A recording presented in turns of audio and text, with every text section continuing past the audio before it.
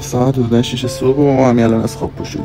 روز پنجم راه اندازی یک کسب و کار درست حسابی، هزینه ها. بریم حساب کنیم ببینیم تا الان چقدر خرج کردیم و در کل یک آنلاین شاپ حدوداً چقدر هزینه داره. ما یه هزینه دامنه و هاست داشتیم که شد 2 میلیون تومان. یه هزینه برای اینماد داشتیم که شد 300,000 تومان. هزینه پنل پیامکی هم که شد 250,000. یه شماره تماس ثابت برای مجوز و فروشگاه می‌خواستیم که شماره ثابت مجازی گرفتیم.